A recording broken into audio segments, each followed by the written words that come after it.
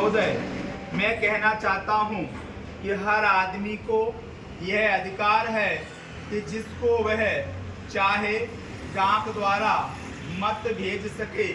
ऐसा तो नहीं है कि सभी मत किसी एक अधिकारी के सामने ही इकट्ठा करके भेजे जाते हैं।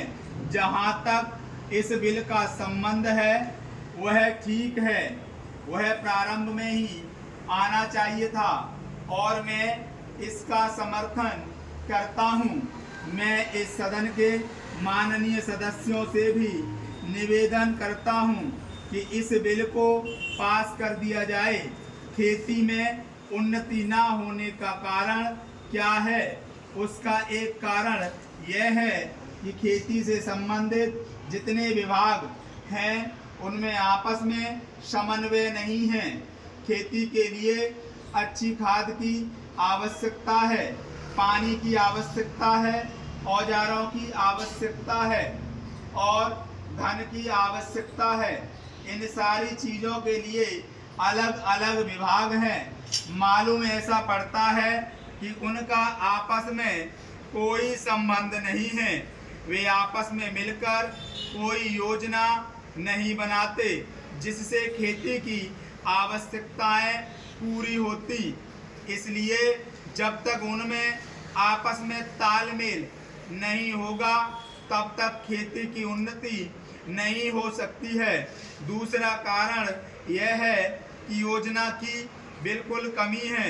इसके अलावा कृषि कॉलेजों से निकलते हुए स्नातक होते हैं जो खेती की बातों को जानते हैं। उनमें से एक भी आदमी खेती करने के लिए तैयार नहीं है। सभी प्रोफेसर बनने के लिए तैयार हैं, खेती के लिए कोई भी तैयार नहीं है।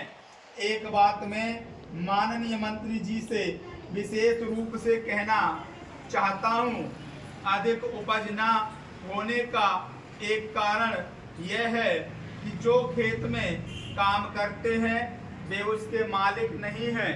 खेत किसी और का है और काम कोई और कर रहा है। इसलिए मेरा कहना यह है कि किसानों में जब तक यह भावना पैदा नहीं होगी कि ये मेरी भूमि है तब तक अधिक उपज नहीं हो सकती है। इसके लिए आप जब तक भूमि सुधार नहीं करेंगे तब तक कोई बात बनने वाली नहीं है। दुर्भाग्य से इस देश में खेती करने वाले बहुत कम लोग ही भूमि के स्वामी हैं। खेती की उन्नति के मूल आधार हैं पानी, खाद, बीज, धन, उपज का उचित दाम और भूमि सुधार। इन सब की ओर कृषि मंत्रालय का ध्यान नहीं है। सरकार को प्रत्येक खेत को पानी और हर आदमी को काम देना सुनिश्चित करना चाहिए।